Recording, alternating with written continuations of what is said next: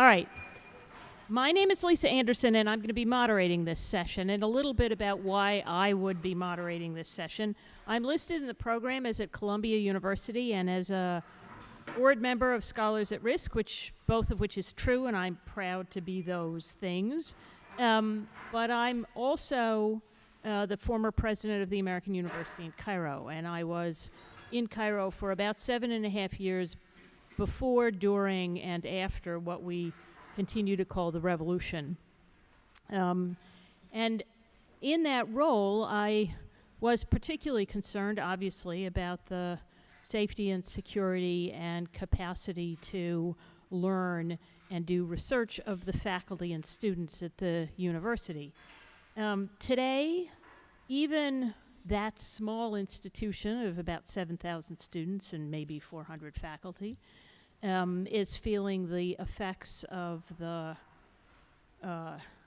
changes since the Mubarak regime. We went through, when I left the university, one of my colleagues said that I was the first and he hoped last university president of the American University to have served under 4 different presidents of the Republic. So it was a tumultuous time. But there are now students who can't study.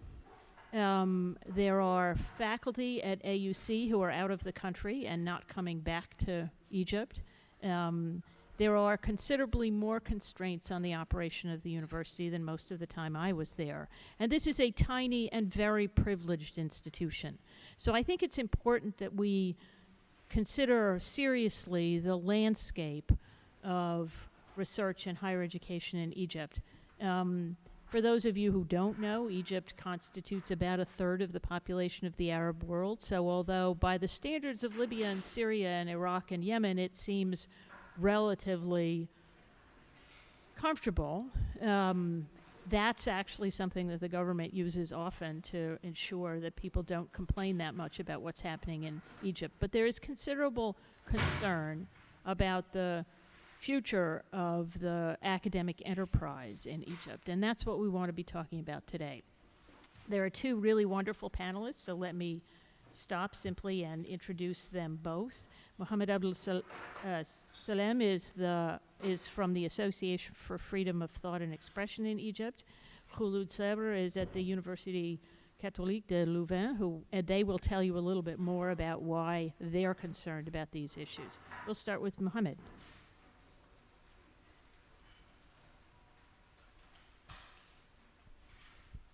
Thank you, Dr. Lisa Anderson, and thanks for Scholars at Risk Network for the invitation.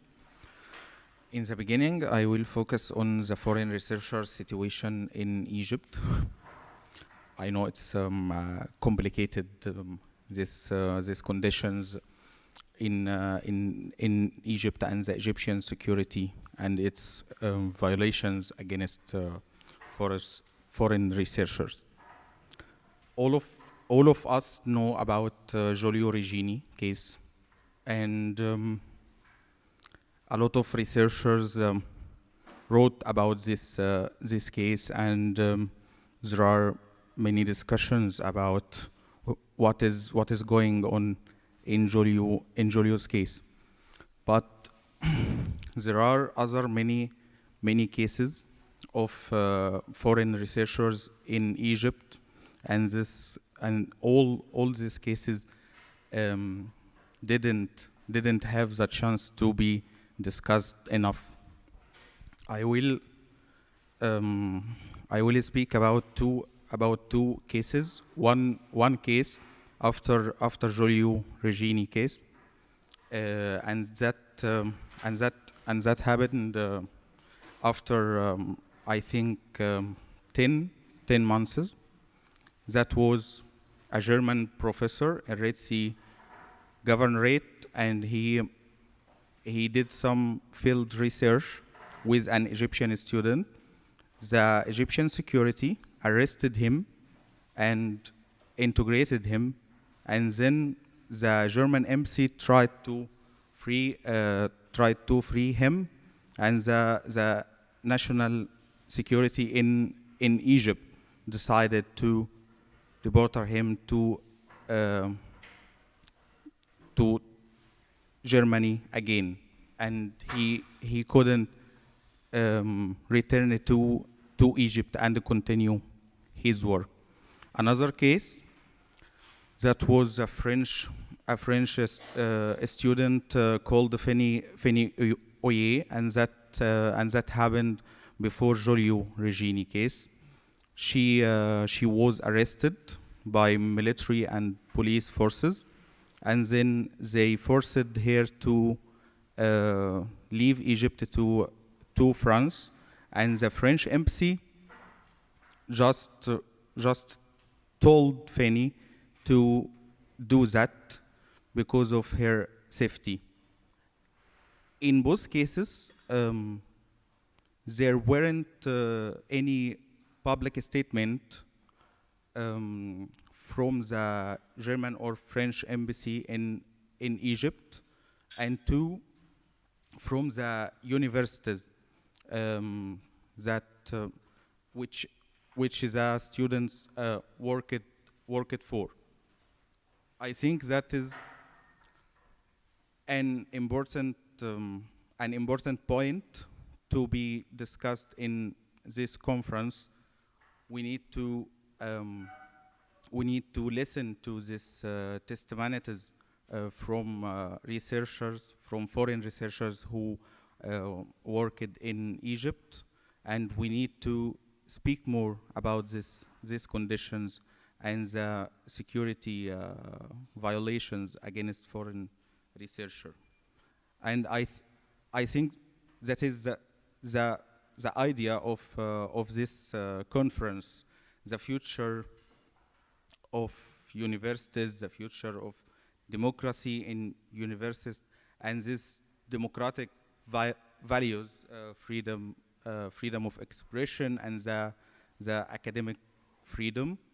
And I think that the Egyptian government should listen to critical voices from democratic countries and from universities that believe in democratic values about these conditions and what happened with foreign researchers. Thank you.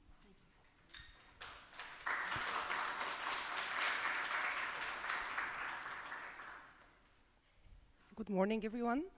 So my name is Kholoud, and I would like to start as Professor Anderson started as well, why I'm concerned with this issue and why I'm here today.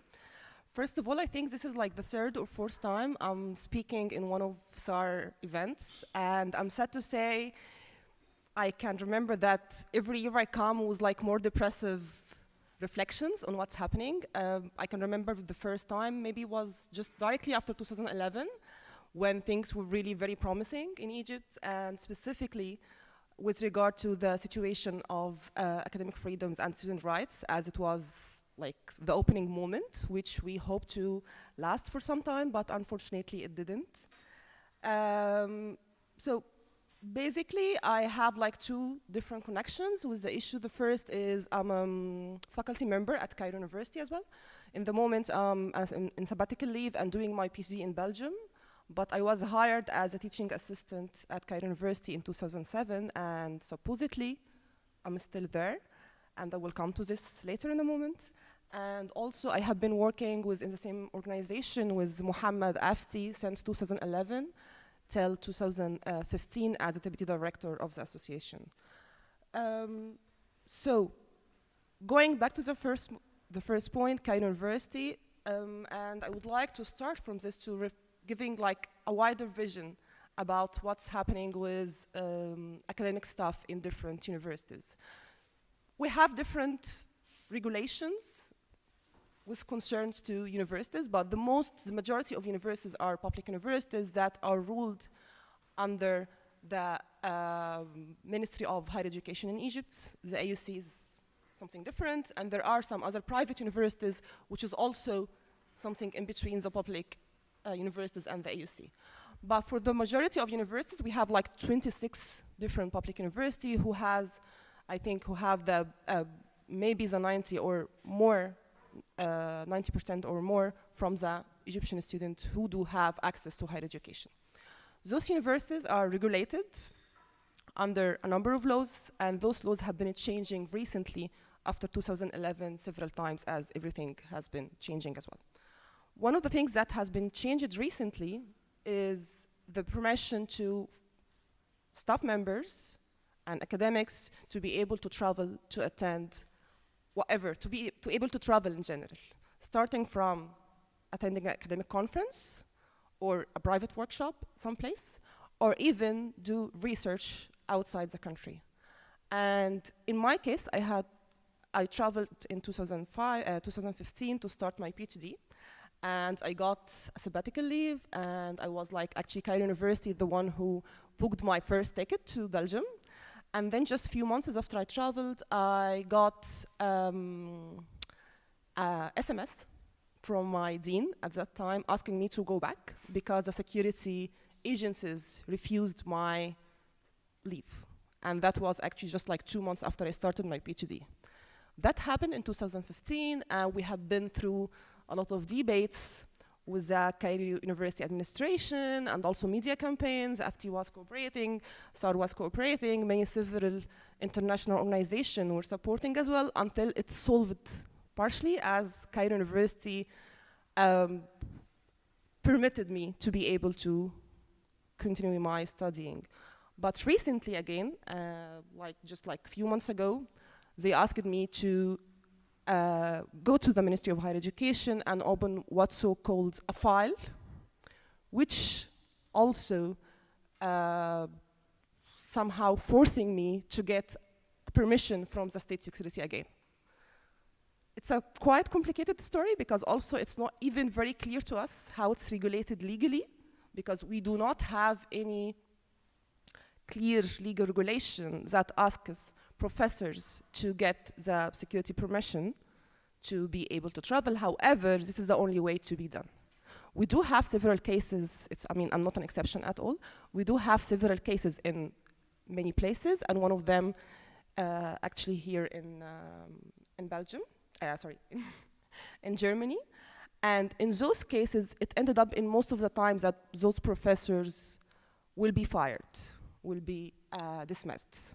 The only options they have is to be under the full control of the state security through the Ministry of Higher Education. So this is one of the issues I would like to raise a conversation about today, and I'm really willing if you would like to have like some questions and we can go back to it later. The other thing is actually connected to what Mohamed was trying to say, and I totally agree that the issue of international students and foreign researchers in Egypt is very concerning, but also very relevant to the overall picture. Why? Because it raises the question, what do we expect from the international community? Which is, I think, one of the most relevant questions we should be tackling. When Giulio Regini case happened, we were all like surprised because we used to hear similar stories about Egyptian citizens, but it was a bit new for us to see such a case for a foreigner, because we do have this assumption that foreigners have some kind of more protection compared to Egyptians, which is true, but in Giulio Regini case, it was not true, unfortunately. So Giulio was tortured until death, and the international community were concerned for some time, trying to ask for even,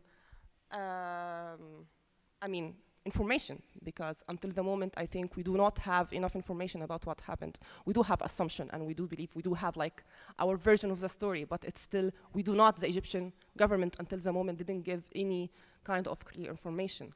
But also Giulio's case raised the questions about what should foreign researchers and international academic institutions, how they should deal with the situation in Egypt and also in other countries as well. We are in a region that's in a conflict for like, I think, 8 years now. And I know that in several international academic institutions, professors and academics were discussing, should we be still sending researchers to do research in those countries or not? And I know Egypt is one of the countries that's actually very challenging because it's such an interesting place to do research in, I believe. And there are a lot of issues that needs to be tackled. But meanwhile, it's really risky. And I have been asked this question several times from several people. So should we be still sending students to do research or not? And actually, I don't have a clear answer, but I was also a bit frustrated of the reflections and like the response from the international community, specifically the academic institutions, international academic institutions, in the case of Jolio. Because it was not just about a foreigner who died under torture in Egypt, but also it was about a student who was doing research, and we didn't have enough discussions why this happened and how it's connected to the overall picture. The overall picture is doing research in Egypt is not an option in the moment. And it's not an option for the last 5 years, and it's continuing to be the same. I mean, fieldwork research, it's not just about researching sensitive topics, as what the Egyptian government call it, but actually it's all types of fieldwork research, all type of trying to collect whatever data in different disciplines. In my case, I'm a psychologist, so I'm doing research in psychology.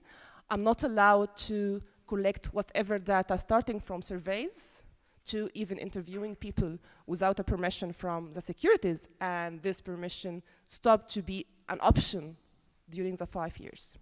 So you can imagine how this could affect the quality of research, first place, and also you can imagine how this would affect the motivation to do research in Egypt, even for Egyptians.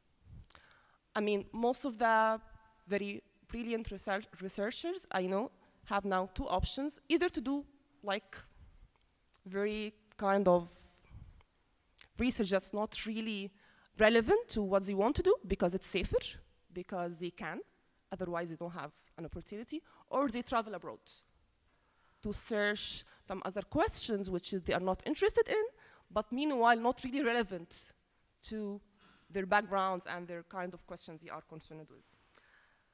The third point I would like to give a very quick reflections on is how the case of academia and Egyptian universities is also connected to the overall picture in Egypt. I started that I have been working with AFTE for 7 years. AFTE is one of the very most lucky organizations, NGOs that still can operate in Egypt. There is a crackdown on the civil society that started 3 years ago, and it has been going on for 3 years now. And almost most of the organizations that was like documenting violations, giving legal aid to was concerned to human rights violations in general, or also cooperating with the international organizations have been closed. Most of the human rights activists have now travel bans and they are not allowed to leave Egypt. We have like a legal case, which is very 100, if any of you was following, 173, and I think most of my friends, or most of our friends, for those people who are Egyptians in this room, are either banned and expecting to be in jail at any moment, or they are outside the country and they don't have the opportunity to go back. Why this is connected to what we are talking about now? Because those kind of organizations were the main tool that we were using to defend academic freedom, freedom of expression, with others also sets of freedoms and rights. And those organizations are not able to operate.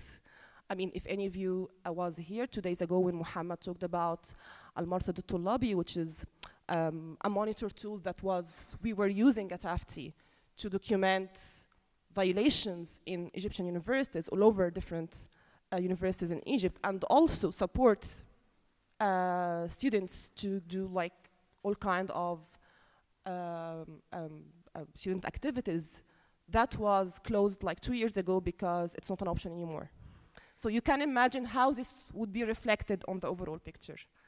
I think I should stop because maybe I already exceeded my time, and I will leave some room for questions. Thank you. No, thank you very much.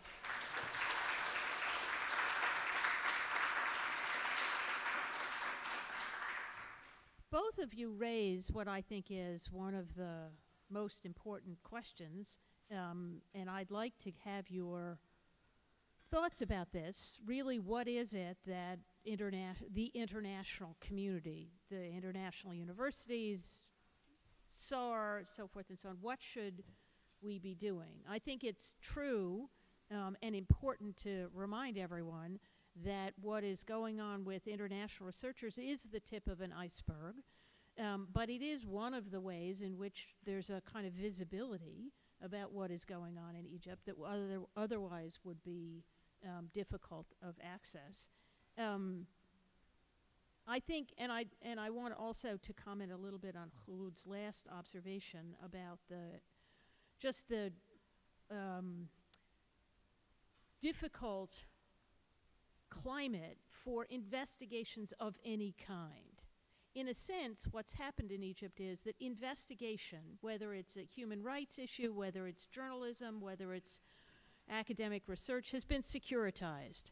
The only kind of investigation there is one that has a security implication, either pro-government or anti-government, but it's about why are you asking questions?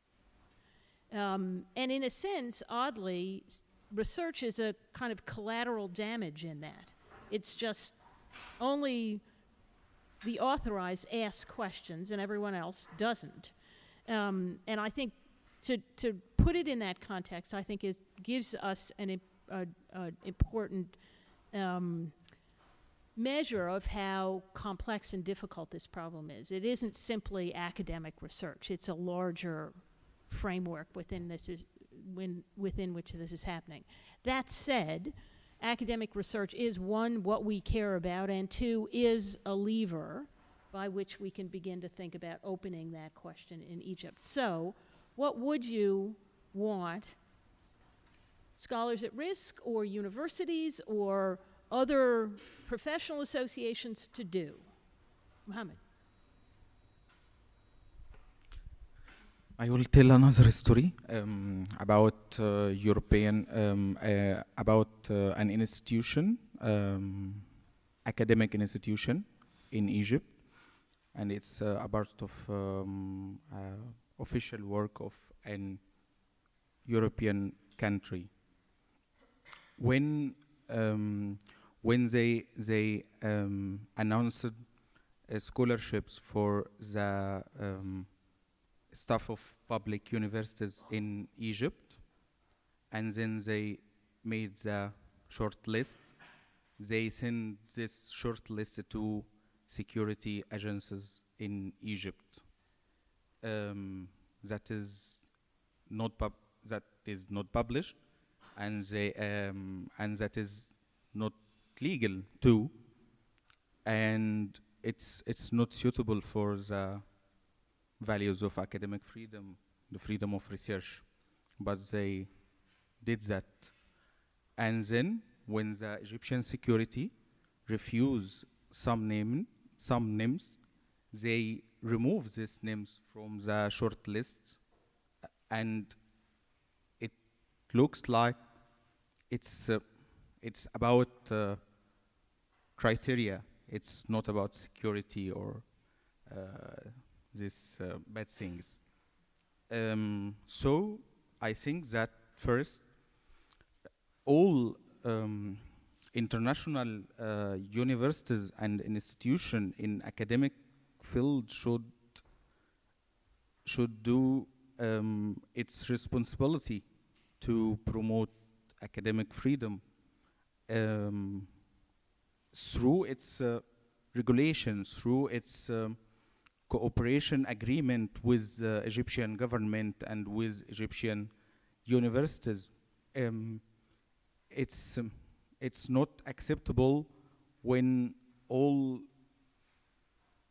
levels of governmental and educational institution in European countries and in United States, they care about higher education level without interest in academic freedom or freedom of research. It's about buildings and scholarships and fund for Egyptian government and Egyptian universities, and what is the the product of this process. There is no academic freedom, and security agencies has the most important role in this level.